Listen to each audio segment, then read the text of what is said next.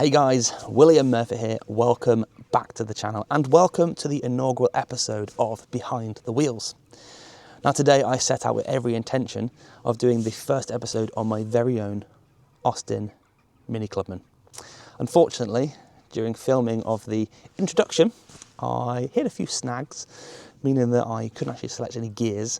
So I have enlisted the help of a good friend of mine, Darren, who is bringing his car along, and I think you'll see the reasons why I've invited Darren, because it's the closest thing I can find to my Mini as possible in the local area, and he is more than willing and obliging to take part in this videos. So thank you very much in advance to Darren. So Darren's Mini is a 1979. It's a Mini, and we're going to see it very shortly once it arrives. So the Mini was introduced in 1959. Alec Izagonis, the designer, and during the late 50s there was a thing called the Suez Crisis. Now I won't go into too much detail with that, but effectively, in a nutshell, the cost of fuel and oil skyrocketed, meaning people couldn't afford to run their vehicles. You have to take into consideration a lot of the cars back in the 50s were big engines, you got big front-engined, rear-wheel drive cars that weren't that particularly cheap to run. So the brief from BMC, or the British Motor Corporation, was, we want you to build a car that's going to be cheap, it's going to be reliable, it's going to be cost effective to run, obviously the cheap side of things, and most importantly, one of the hardest things I think that the Mini faced was it had to be capable of carrying 4 passengers, adult-sized passengers, and luggage. So Alec Izagonis set out with his team to design the car. Now Alec Izagonis was famous also for creating the Morris Minor and other Morris Austin vehicles and other vehicles as well. Now he set out to design the car. Everything at the time was engine, transmission, prop shaft, axle. Now he decided that it was in his infinite wisdom, and this has been legendary throughout, and every car that is a front engine, front wheel drive car has thanks to pay to the Mini and to Alec Izagonis. He decided to flip inventions upside down and turn the engine from longitudinal to transaxle, meaning that the engine was in line with the front axle, and what he did was he put the engine on top of the gearbox to make it more space friendly, meaning that you had extra room in the vehicle for the passengers.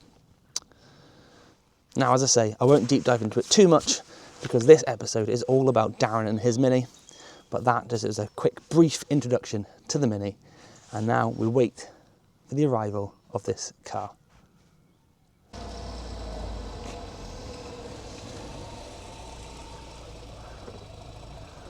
Afternoon. How are you doing? Good, thank you, mate. I just give it a quick wash.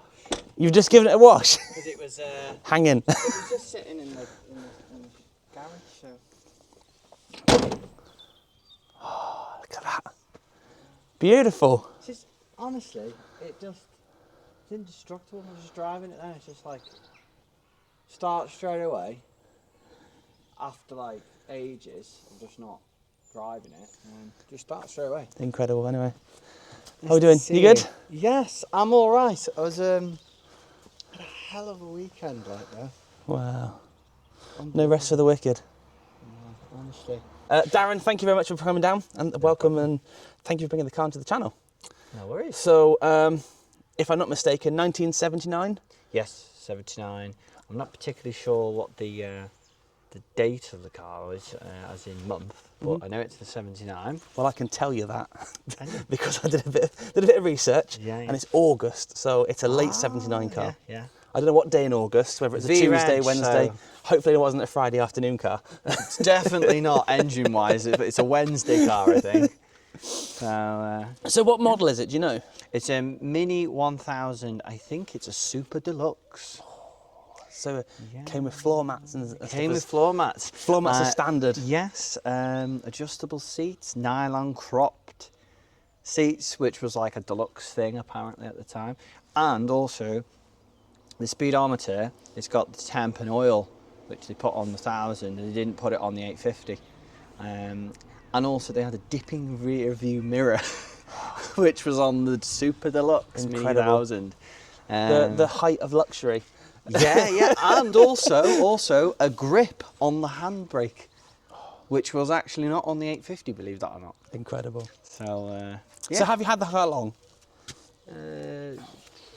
I've had it 18 years. Wow. Nearly 20 years. And did you buy it as a project, or did you buy it on the road, or? No, it was my first car. So I needed a car, and when I was a kid, I used to watch like Mr. Bean and all that kind of thing, and I just wanted a Mini. That was it. I just hell-bent on having a Mini. Yeah. And it had to be a Leyland Mini. Yeah. Because I just loved this. I mean, I don't know if there's any difference, but it had to be a Leyland Mini with a black grille and the speedometer in the middle. So there was quite specific about it. And you couldn't have bought like an Austin or a Morris or No. and retrofitted one into the middle. No. Okay. No, I'm a bit particular about it. So like it had to have the coach lining on it and stuff like that. So I've seen this one, and it was in Wallasey. Okay. Yeah. Not too far away then. No, it came from a lady hairdresser, and she had it in just outside her house, in terrace houses, just outside, and she used to go to the hairdressers in it. And do you know the history of, obviously, like, the previous owner, hairdresser? Do you know what the history with regards to like where the car was originally from, or? I'm not too sure. I know it's registered in Birmingham. Okay. Because it's an OM plate. Yep. So it probably just come out of Longbridge, and that was. I'm not too sure about the other owners. Okay. But like say, I've had it for nearly 20 years. Yeah. So, I mean, it was probably how old then? Was it 28 years old or something like that when I had it? Wow. So it wasn't particularly. It was old, but it wasn't that old. Mm-hmm. But when I bought it, it failed its MOT. I think that's why she was selling it. As they do. Yeah, something with the subframe. But anyway, we managed to get it through its MOT, and that was that. Yeah, everything's all original, really, apart from the wheels. I've got D1s on it. Yeah. Which I think they really suit it. Yeah, 70s, aren't they? And that's the only. I think that's the only modification I think. Yeah, that's what I've done to it. The steering wheel is a Mountney steering wheel, and it was on it when I got it. Yeah. And I did try and take it off, but it won't come off, so it's staying on there. So it's literally just on there. Oh. But I really like it. It's better than the original one they had. That's very, very cool. Yeah, the owners, I'm not too sure about the owners, apart from the lady. I think she got it from a garage, so somebody may have part exchanged it, or I don't know, they passed away and it got put into a garage or something like that. Considering this got sprayed 12 years ago. Same as mine. Mine was sprayed 15 years ago. And it's like, I think it's russet brown. I think russet brown is the colour to go if you're going to get. If you went white, oh, you'd see it. If you had a white Mini, you just have all rust. Effectively, it's just rust, and it just blends in with the colour. Yeah, 100%. That's why I put that thing on the back here. It still has rust in it. No. You won't get it. You just never, unless you strip them to the point where, like my brother's done with his van now. You're dipping it in this thing and all that. You never get the rust out. And even then, like they probably had rust in the metal when it was made. Yeah. Thin. Rubbish. Oh, have you seen the back tray? You know, the seat. On this? On the back. Yeah. It's just like. Oh yeah. It's like cardboard. It's like So we went to Cars and Coffee a couple of weeks ago, and he had, because I've only got the seat belts are a work in progress. So I've got a seat belt behind me for Jasmine, a seat belt in the front for Clover, and the back left is to be continued. And we're driving down, and I go, doo-doo. I was like, what's that noise? I'm thinking, is it suspension? No, I can't hear it. Doo-doo. I said, what's that noise? And Amber said, oh, it's me. I'm doing this on the seat, and it's going. And it's just bending, yeah. Yeah, it's like it's just like tin, like proper tin. If you just lift the seat, it had a massive hole here. We had to weld up. Yeah. It had a massive hole, because this Mini has. It's seen some shit. I look at it now, And I don't understand how the it's still around. Like, how is it still here? It's because they're built to last. That's Unbelievable. That's the thing. Right, shall we just go for a drive? Yeah, let's do it. Right. Let's do it. Yep. So we are out and Would help if I had it in gear. oh, amateur. No, yeah. So obviously the Mini was designed for practicality, And I think if anyone has used the Mini in a practical sense, I think it may be you. yeah, it's been used for a lot of things that it probably never, the people who designed it never thought it would be used for. I actually get a drum kit in the back of this. Let's clear after this. But I did have a roof rack on, and I used to get all sorts of different band equipment on the roof. We used to get some PA speakers behind the seats here. Reason being, it was the only car I had. It was my only car, so it was like it had to be done. You know? So how many bands are you in? One at the moment, but I've been in a dozen over the years. But yeah, this has been the car. I've done pretty much everything. Done a hell of a lot.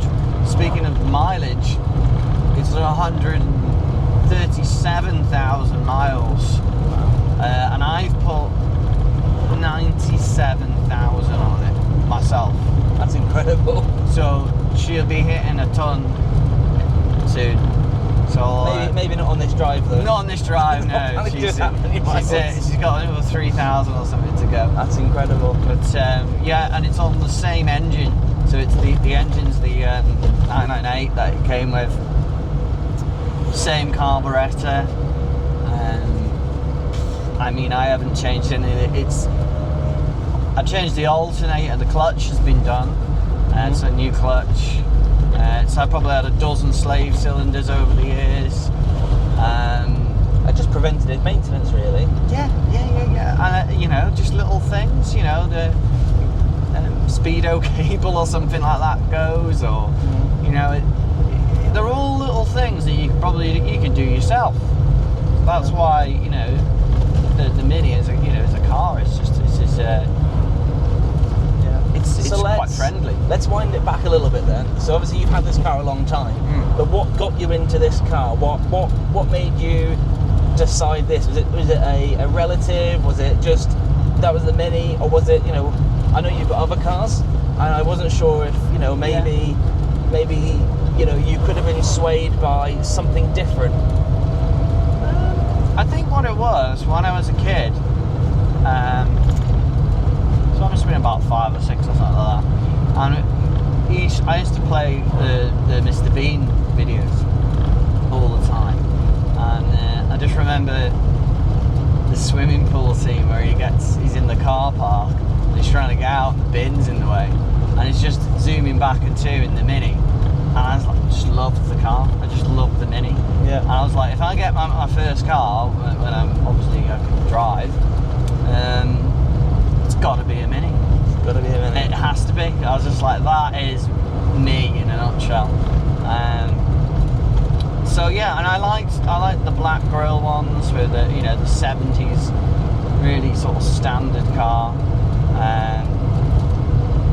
It just had a good look to it. Yeah. And has it been quite a family-orientated vehicle? You know, have you got your relatives involved with helping you maintain it? Yeah. So my dad's, when I was a kid, my dad's into all his VWs and things like that, picking camper vans, and so I grew up around all that sort of stuff. So when we got the Mini, my dad's done a hell of a lot of work with me on it over the years. Done a rear subframe, heel boards, brake lines, ball joints, you name it. Probably everything on the car you can think of. Me and my dad have tampered with one way or another. But the engine is original. It's complete. It's still going. Completely original. I'm absolutely amazed that it's still running the way it is. Change the oil every 4,500, 5,000 miles, and I've been doing that since I've had it. Yeah. So that might add up to the fact that it's still running the way it is. Yeah. Now, I don't want to tempt fate, but I will say it. Now, a little while ago, you came to visit me. Yes. And we spoke very highly of the car and how everything was running smoothly. Yes. And no faults. What happened? It broke. So basically, yeah, this bloody slave cylinder, wasn't it? We were going on about. I can't remember what we were going on about, and then I think it was the slave cylinder club, and I got in, and the thing didn't work. I couldn't cut it in gear. Couldn't get into gear. And it was almost like the car was listening to it, like laughing, and then it started working again, didn't it? Yeah. Did we do a fan belt on the car? I think so. I think we did something to the vehicle. We did something to it, and then we had to like bleed the slave cylinder again for it to start working. But yeah, no, it's been a joy to have the car. Like, but in 2014, I think it was, maybe a little bit earlier. I thought after driving it every single day, doing gigs and all sorts of. I mean, there was the door skins had holes in them. There was a hole in the floor. There was the subframe looked like it had been off, an artifact off the Titanic. It was horrendous. So I thought it needs a bit of work,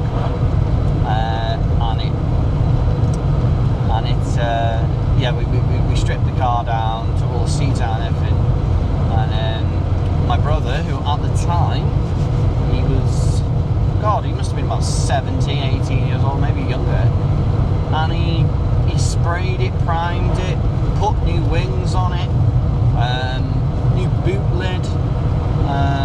There's a story about the boot lid, but anyway, the new boot lid, front valance, a whole lot, and he sprayed it, and it's as it is today. And he was 17. Can't believe it's held up that well. And I actually got the doors, and I got 2 new doors because the other ones were a bit rubbish. And they came off of Clubman, 70s Clubman. Not my Clubman though. No. Get this way, I guess. Yeah, it came off of 70s Clubman. I think they were. One was red and one was like a beige. Okay. But I got them for 50 quid off a guy in Denby. And we just hung them up, obviously sprayed them in mix, and then that was it. I actually think that makes more of a story, and it has more of a personal connection to the car. That you've had the car, you've drove it, your brother's been involved with it, your dad's been involved with it. Everyone that has been or had some sort of part to play with the history of the car. Yeah, all my friends as well. Like we used to late night drives to Mackey's and everyone's in the back, and then they used to the band members they've all been in this, and I used to do drives up to York quite a bit in it. Yeah. I mean, there's so many people that I know that go, have you still got that Mini? Like, yeah, still got the Mini. Yeah. It's. And would you part ways with it? No. This is here to stay until you go. Yeah, I think I may put in my will. I get buried in it probably. It's that bad. It's not. It's just not worth it. It's like it's got so much memories with it. There's loads of memories. Things that have happened and stuff, so it's almost priceless in a way. Hopefully we're going to get the chance to do the same thing on your other vehicles. Yeah, no, definitely. I know you've got this and you've got a couple of Austin A35s. Yes. They all tell their own story. That's right. And they're probably, a bit premature of asking the question, but which would you say is your favourite? This one, the Mini's probably Well, no, the Mini, and they all have a place. It's a difficult question. They all have a place in your heart, I suppose. But the Mini was your first. It's my first car. Way, it's a smile ago. Yeah. But yeah, no, it was my first car. I would probably have the 835s if it wasn't for the Mini, because I really like how the A series engine, runs and things. And I'm so used to it. So when I wanted another car after the Mini, an old car, it was a 4-door Austin A35. It had 4 doors, so it was a little bit more luxurious. But yeah, no. So the Mini kind of like inspired me to get like other cars and and the Austins and things like that. So yeah, without this is where it all started.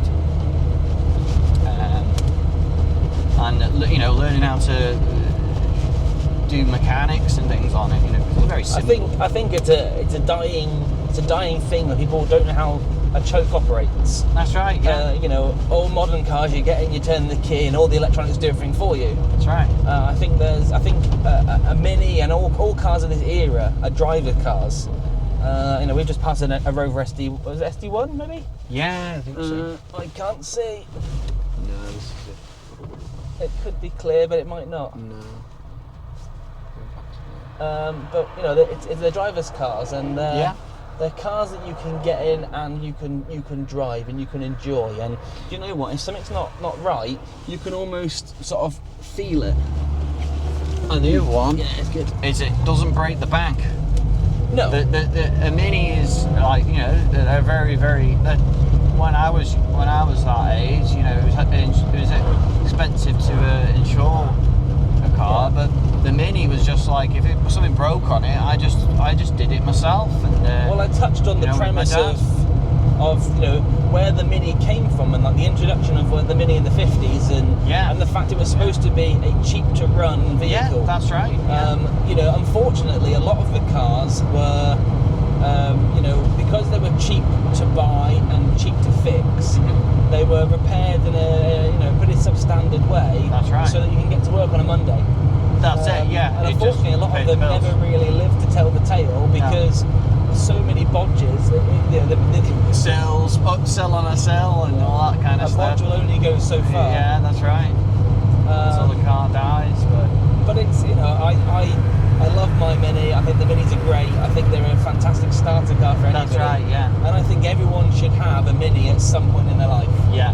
I say to people, if you haven't driven one, if you do drive one, you'll want one. It's a completely like unique experience driving one. Yeah. And it gets under your skin, and you'll never. That's one of the reasons I'll never get rid of it. It's just you never drive a car like it. No. So do you have the thing where you pull up to a petrol station or you pull up to a show, and the first thing people say to you is, I used to have one of those. Yep, that's it. Guys over there. Russet brown. Russet. Oh God, russet brown. Yeah. What are you doing driving a brown car? Russet brown Mini. I mean, I share this with you because the fact that we both have brown cars. That's and right. At the beginning of the video, I introduced it as the first episode of Behind the Wheels was supposed to be on my own car. Yeah. However, I broke it. So, what better way to introduce the series by pretty much its round nose sibling? Exactly. Yeah. Some people thought I'm you driving around those. Funny story about that. I actually got in a lot of bother with my mother-in-law and my wife. Yeah. Because I was supposed to be somewhere. Yeah. And then I got a couple of phone calls when I was at this, I don't know whatever the place I was, but I got a couple of phone calls, and effectively what happened was a little brown Mini went hurtling, and that was the words hurtling, past where they were. I think it was at a horse show, and I think I was supposed to be at the horse show, but I got held up or something, and by all intents and purposes, I drove straight past the show and carried on into the distance at great speeds. And the phone was ringing, and the phone kept ringing and ringing, and I didn't answer, and it turns out that it wasn't even me.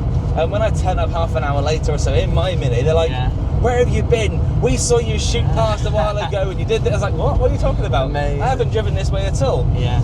And that was, that must have been 13, 14 years ago.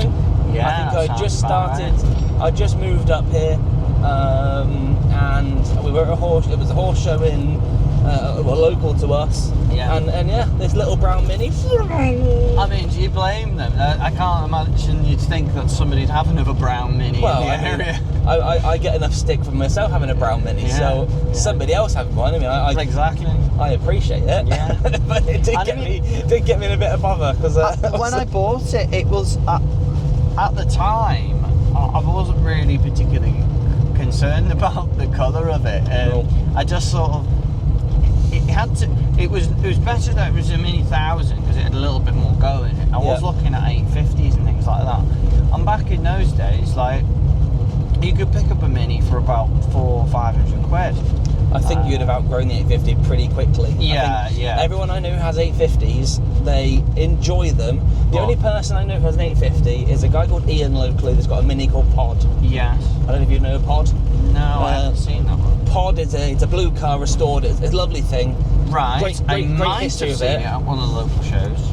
Attends loads of shows, and Pod has an 850, and it's the fastest 850 I've ever known. Wow. But everybody else says the 850 is an awful car. Yeah. Go to Gwinesca? Yeah, we'll go Gwinesca. Yeah. The 850 is an awful car. It's ideal for pottling around the town or to and from the shops. But you want to drive anywhere at speeds like now. Yeah. We're doing 55 mile an hour. An 850 wouldn't do that. No. That's it. You get that poke on the 998. And this is faster than my Austin by a mile, like. But the 850, I mean, the cars don't really weigh that much, so I think it would probably be okay. But I've never driven one, so I can't say. They're just, I don't know, they're just sluggish. Yeah. In comparison to what you would expect, maybe a 998 has got a bit of, the 998s are really revvy. Yeah. The 1275s are quick and fast to drive. Yeah. But the 850s just were lacking the revs and were lacking the speed. That's right. From what I've sort of, the 1100's probably the best all-round car, where it's quite revvy. It's, they've got long gears and you've got long driving strokes, and you've still got that bit of extra than the 998, but right. Not quite a 1275. So it's still relatively cheap to run. I mean, my Mini's 1100, so it's you get that little bit extra poke in it, but nothing to write home about. But at the same time, it's usable. It's usable and enjoyable. I mean, an 1100 in the Mini's probably, it's probably got a bit of go in it. Like my van, my 885 van, which we will probably do a video on that. That's got an 1100 in it. That's an 1100 van, and I mean that's got all my stuff in it and things. So I can imagine an 1100 Mini being having a bit of poke.